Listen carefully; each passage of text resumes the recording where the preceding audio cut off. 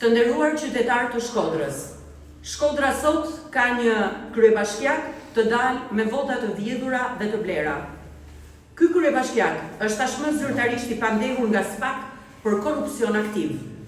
Benet Beci nuk duhet të qëndrojë më as edhe një ditë në krye të Bashkisë Shkodër, por të ikë me turp së bashku me berberin e rrugëve si ortak të Belinda Ballukut, tashmë të gjithë të pandehur nga SPAK. Por Beneti SPAK-ut sillet si sundimtar mbi ligjin, i mbrojtur nga heshtja, propaganda dhe pushteti kriminal që ka patur dhe ka. 700 milion lekë të zhdukura nga taksat e qytetarëve, kur Beneti i SPAK-ut mbante pozicionin e administratorit të kesh. Asnjë shpjegim, asnjë përgjegjësi, vetëm arrogancë dhe mashtrim nga ekipi kriminal i Ballukut. Kjo nuk është as pak një akuzë politike, por është një krim i kryer nga një grup kriminal, pjesë të cilit është provuar tashmë të jetë edhe Benet Beci, një grup që ka vjedhur taksat e shqiptarëve. Ajo që sot dihet është vetëm maja e icebergut të një skeme të ndërtuar prej vitesh, një skem vjedhjeje që vetëm këta din të bëjnë, pastrim parash dhe grabitje të pasurisë publike që s'kan të ndalur.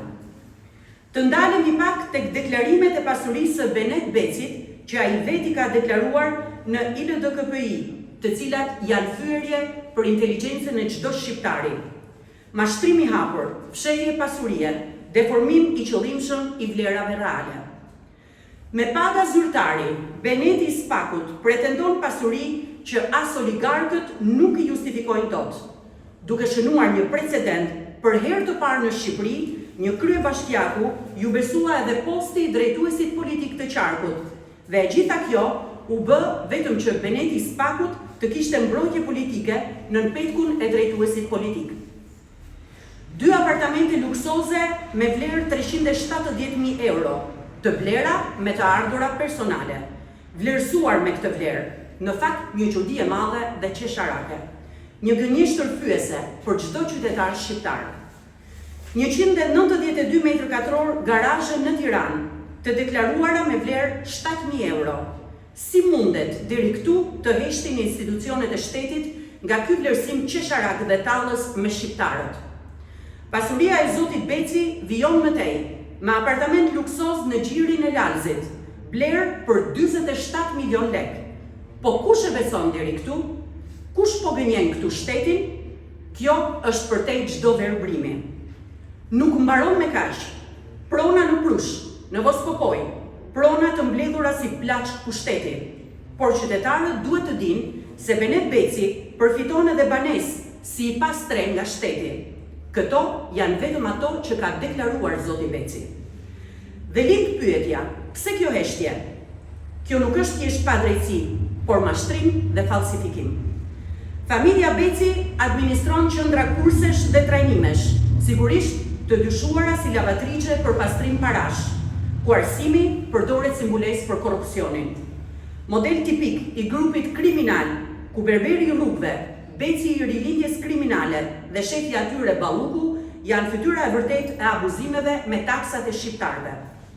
Sot, si kryetari i Bashkisë Shkodër, i zgjedhur me vota të blera dhe me mbështetje bandash, Benet Beci po realizon fazën më të rrezikshme të krimit: betonizimin, kapjen e territorit dhe shkatrimin e qytetit të Shkodrës. Plane urbanistike që ndryshohen për klientët dhe pazaret e Benetit. Zonën historike të Shkodrës po përpiqet ta masakrojë. Ky nuk është zhvillim, ky është pastrim parash me beton. Partia Demokratike e Shkodrës i bën thirrje publike drejtuesit të ri të SPAK, zotit Klodian Bravo, të nisë hetimin për mashtrim dhe fshehje pasurie, jo si deri tani me heshtje.